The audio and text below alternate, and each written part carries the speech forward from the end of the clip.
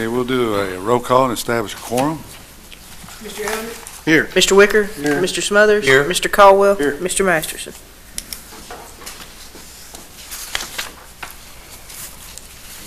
One or two more. I was kind of expecting Jason Spalding wanted to speak to the Fishing for Kids thing. He's later on the agenda, but do have one mastered out. Thank you all for being here. Okay, the first item of business is to consider and review the minutes of the previous meeting. Motion for the minutes. Second. Others? Yes. Mr. Caldwell? Yes. Mr. Elder? Yes. Mr. Wicker? Yes. Unanimous.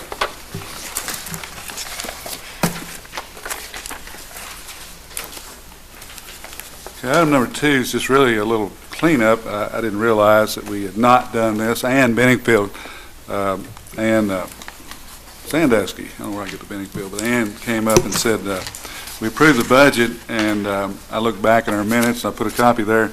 In almost all occasions when we approve a sheriff's budget or clerk's budget, we make a separate motion to approve the maximum order setting the amount for deputies and assistants, and we did not put that language in our minutes, and I think from an audit trail standpoint they really like to see that, so I'd entertain a motion to approve and retroactively the amount for deputies and assistants in the clerk's budget. Motion. Mr. Elder? Yes. Mr. Caldwell? Yes. Mr. Wicker? Yes. Mr. Smothers? Yes. Unanimous.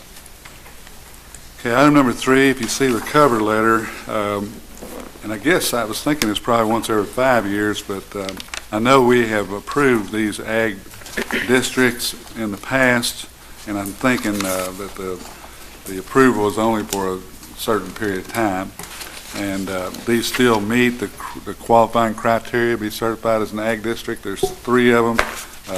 Actually, they're attached. The maps are in your packets. John Wagner, B.J. Medley, and Joe Paul Mattingly. So it really doesn't cost the court anything, and it actually just makes those eligible landowners eligible for a little bit of points on some of their applications for federal Funding. federal program assistance and things like that. Motion. Second. I'll second the motion, Mr. Mayor. Yeah. Something like that. There you go. Mr. Smothers? Yes. Mr. Elder? Yes. Mr. Wicker? Yes. Mr. Caldwell? Yes. Unanimous. Okay, item number 4 is annual request. In historical terms, the last 3 years, we have made a $1,500 contribution from our contributions line item. Going back to 2010, we did it as $200 per individual and a total of $1,200, but we've actually increased our amount and just taken it out of the contribution line item. If that amount, $1,500, 2011, 12, and 13 is still acceptable with the court, I'd entertain a motion to approve that. Motion. Second. Mr. Wicker? Yes. Mr. Smothers? Yes. Mr. Elder? Yes. Mr. Caldwell? Yes. Unanimous. Okay, item number 5, and we had guests join us just in the right time. You all have a request for fiscal court funding application, little sheets in your folder. This event is actually scheduled for May the 10th. Jason Spalding asked about it about 3 weeks ago and told him to pick up a form, and he agreed to come and talk to the court about it. And I know that Shelton Young in the past and Mr. Good, I think there's been 2 or 3 different people that have kind of spearheaded that effort over the last 3 or 4 years. I've been familiar with it, but Jason, you want to speak to it just a little bit? Yeah. What I've got is Kids Fishing Day that we put on, Big Kentucky Bass Anglers. We was Fishing for Kids. We was a non-profit organization, but the president of Fishing for Kids folded up and everything disappeared. Nobody kept up with everything. I've been running it for the past 3 years with Big Kentucky. We have a $1 million liability policy with our fishing club that we pay into, and that way we're covered on insurance. We have it at Marion County Sportsman's Lake. We invite all kids from Taylor County, from Marion County, Washington County, any of the surrounding counties, are invited to come. We have, it has a lot of expense because we rent blow-up jumpers for the kids to jump on all day. I'm trying to get On Target for Christ to come in, and they have archery for the kids where where they can shoot. I've got another guy that does trap shooting, and he is strictly for kids, and he brings in everything and sets it up, and that way I've got to check with, for that I've got to check with the Marion County Sportsman's Club to make sure it would be okay for them to do that on the ground. The main thing is the cost. We lost our primary sponsor this year. We did have Independent State Company, and he said that this year they've cut back on funding sporting events, so they're afraid that they wouldn't be able to sponsor us. And we pulled, they were sponsoring us for $750 every year. And that was a big part because that paid for the trophies and it paid for the blow-up jumpers.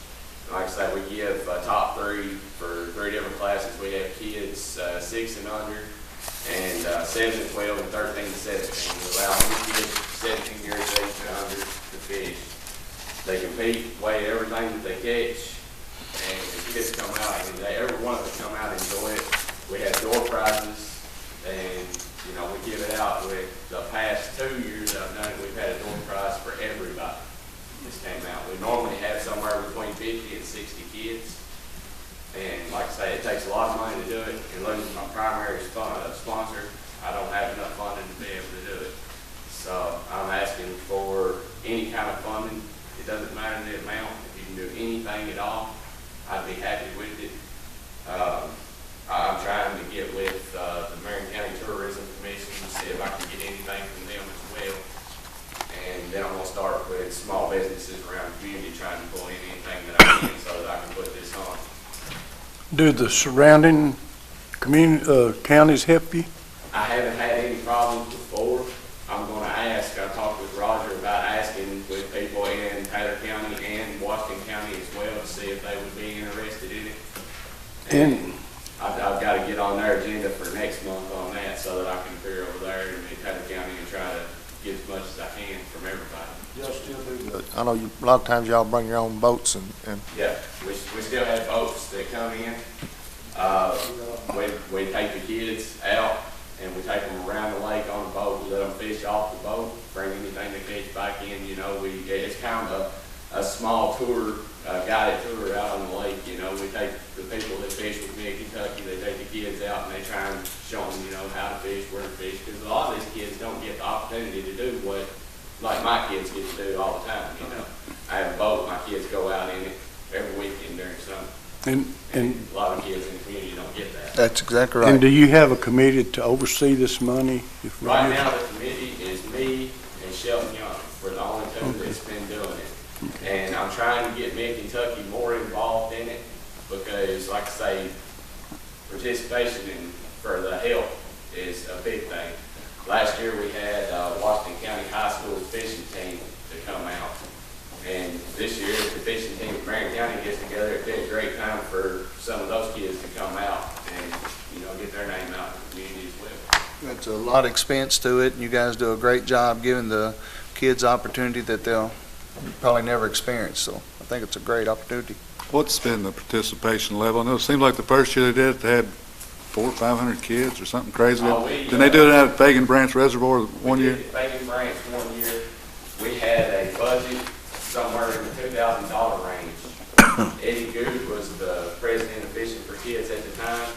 He had FLW boat simulator, he had a fishing simulator, he had RECC out there, he had all kinds of stuff. But like I said, he blew the budget in order to do it. We had nothing left over. So ever since, we've been scraping by trying to get as much as we could every year. And we've been getting more and more every year. We get 200, and I think it's 200 from the Marion County Kiwanis Club. Then we was getting 750 from Independent State, but of course they voted up on us. And then last year, even Mid-Kentucky donated 100 out of one of our funds from a fishing tournament. So, we're trying to get more and more money so that we can actually bring more stuff back. Who's the custodian of the funds? Do they have a county run through Mid-Kentucky Bass Anglers or anything, or? We don't have an actual custodian for this, but we do have for Mid-Kentucky, and that is John Grundy. And he is the overseer of our financial situation there. And since I have it now under Mid-Kentucky's name rather than Fishing for Kids, and I broke out separate on that, it would be be overseen by probably me and him. And Sheldon had said, you know, he would be in on it as well. That, since they lost their nonprofit status, how does that fall into the category for? Well, it's, I mean, the purpose is certainly falls within something that's permissible because it is recreation. And, you know, to that extent, it's no different than funding the city and their Little League programs or those kinds of things. The issues, you know, is that it's typically been the practice to fund that through some organization that's got some oversight through nonprofit status or something like that. I don't know that you have consistently and always done that, because I think I can probably think of some entities that we've donated money to that probably are not formally organized and formally 501c3. You know, I'm thinking, and I may be incorrect about this, but the shooting club, even though they have a sort of a loose affiliation with the extension office, I'm not sure they're an entity that has 501c3 status and all of those kinds of things. So I mean, the better practice certainly would be to require there to be some oversight and there's some structure involved in it. Is it absolutely necessary as long as there's proper accounting and those kinds of things? Probably not. It's just a matter of, you know, the more you get away from that, the more difficult it is to deal with a lot of requests from a lot of people who, you know, who have worthy projects, but the structure is not there. Again, best practices would be that you would require there to be some structure and things like that. And has the board been absolutely consistent with that over the last few years? Probably has. They I know we've approved projects from time to time that probably don't absolutely meet that standard. That's true, and I think those projects that you're talking about, I think we've taken them on their own merit in regards to the participation. Is it open across the county from a standpoint to youth and so forth, making sure it's not a closed event? Right. You know, let me ask you this, on this particular situation, you know, as you said, as long as we would, if we decided to fund some form or matter, then obviously we would need receipts in regards to where that money was expended, correct? And Mr. Spalding don't have a problem with providing those receipts to, No problem whatsoever. Right. I get receipts for Right. everything. Before, I've never had to turn them in, but it's no problem at all. I can get them and bring them back right after. Go ahead, Brian. I've got a question. Do you guys have any type of fundraisers during the year? I know that. We don't have any per se right now because, like I say, we fish every other weekend. So a lot of our time is dedicated into our tournaments. And Well, what I was thinking, and I know, you know, there's quite a few, got several friends that fish every weekend in those tournaments and so forth. It looks like a lot of fun, but my thought here is that it might be a good idea, because I know obviously those individuals that are fishing on the weekends and those tournaments and so forth, they have a vested interest in fishing, and I know they support the youth of the community. It might be worth something to see if each week or whatever they donate a couple extra dollars or $5 toward the kitty to help sponsor this, okay, and help fund. The other thing is that I think that if the court does decide to, on this one-time application to provide some funding, and I agree with the county attorney, moving forward, we have opened the gate to try to help, okay, community events and especially youth activities in the community. But I would highly suggest that you guys get some type of accountability, like a 501c3 or something, because it's coming to the point to where we've helped once, but coming back twice and not having a structure and so forth that we need to follow, we usually shy away from that. So, because obviously we're accountable for the tax dollars as well, so. so if we made a funding, if we helped you guys out, you would be able to, maybe to get the 501c, apply for that, and get that. I don't know how many years it actually takes to get that. I think the Fishing for Kids, it took 2 or 3 years before we got approved on it the first time through. It's not. Like I said, Like I say, we can start paperwork on it. yeah. Or get Mid-America or whatever affiliation you have. If they're a 501c3, then maybe we can work through them. The other side of it is, though, is that, I mean, it's an excellent cause, no doubt about it, but to help yourself out in creating, showing the court that, hey, we're trying to raise some money ourselves. So doing like the extra few dollars at a tournament or something, or giveaways or something, to try to raise some money, so, okay. Okay, what is the will of the court?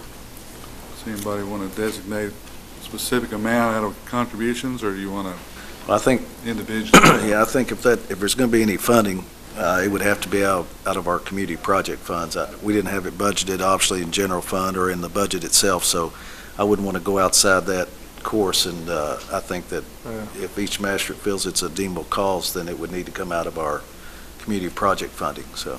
I do. I think it's well worthy. I think you guys do a good job with it, and I would like to take $300 from my community projects and help with that. I know you mentioned $750, but I know it takes more than that, though, to actually run that. So, I mean, I know from all that you guys do, it actually takes more than that. So I would take $300, and I'd encourage the magistrates and judge to help out.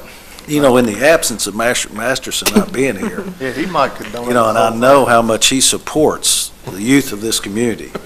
I mean, do you think he would want to match Master Smothers' contribution, or, I mean, In his second condition, we better wait and ask him. But I'll donate $200 out of my fund. But I got one, is this advertised in some way? Because I don't want, before, a lot of times kids don't know about it, and that's the only thing I'd like to see. I had moved it up to where it's in school time, so that I can send out flyers to each schools? school. Okay. And I'm also going through the Tourism Commission, and they're gonna advertise it for me for free. They said that they would put it on radio, anything that they can possibly fund through, and put it out there for me. That's what they're gonna do. Because I've been to several of them, it's a really good thing, but seemed like there's a lot of times people weren't aware it was going on. Right. But by the school, if send something, That'll that'll help. Couple of years, we've had it in June, and a lot of times school's out, kids forget about it. But this year, we bumped it up to May the 10th, so that we can send flyers to each individual school, and they can print them out, send them home, whatnot, with the kids, and that way, every kid will know about it. well, also, Mr. Lega, does the enterprise provide maybe some type of advertisement for an organization like that? The calendar calendar. event. So calendar events, and also you might want to get with Mr. White on Channel 6. I'm sure he'd probably like to do an interview with you, and I'm sure he'd work with you on that as well. So I think it would help. I'd like to contribute $200. That'll get you that'll get you $700. I'll put 100. Mr. Elder? Well, I'm pretty stressed out myself. Well, that's $700. I mean, get to that $50. I mean, every little bit helps, correct, Jason? That's what I'm saying, so, not a problem. You want me to cover that $50, or? It's up to you, brother. Yeah, I'll tell you what, let's just round it off to 100, then I'll pull that out of there. You're too kind. You're just too kind. And by the way, let me ask you a question. I see it says 17 and under? Yes. Okay, what if you're older than 17, but you're about the height of most 15-year-olds? Does that count or something? He'll let you go, John. Okay, I was going to say, Is that I'd do that. if you're 16 under, you don't have to have a fishing license? How's that? 1600 does not have to have a fishing license. I think if you are 15 and under, if you're 16, I think you don't have a fishing license. Okay, I knew it was some kind of breaking point there. Yeah, but, And you are going to ask the surrounding counties to help, too. Yes. Motion to approve those amounts. Motion to approve? Second. Mr. Smothers? Yes. Mr. Caldwell? Yes. Mr. Elder? yes, and Jason, just make sure that you guys consider the fundraising activities during the course of the year, as well as finding some type of affiliation, either yourself or something else with a 501c3, because Nonprofit status. yeah, nonprofit status. Yes. Mr. Wicker? Unanimous.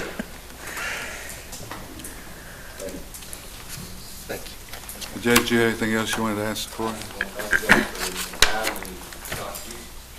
Sir. Thank you. Thank you for all you do. We appreciate it. Is that a Saturday? Yes. Okay. You have to bring your own. Poe? We'll have both. Got a Snoopy pole for Yeah, I mean, a yeah. shorter type person. Yeah. huh? I'll get you a Snoopy I'll break out my, no, let me just tell you, I don't need a pole. I'll break out my zip code 202, all right? So, back from the Loretta days, thank you. GNY. I think it actually totals $900 now, so we're, Oh, do I need to take some off? No, he can use all that and then some more if you, Make sure. if your heart is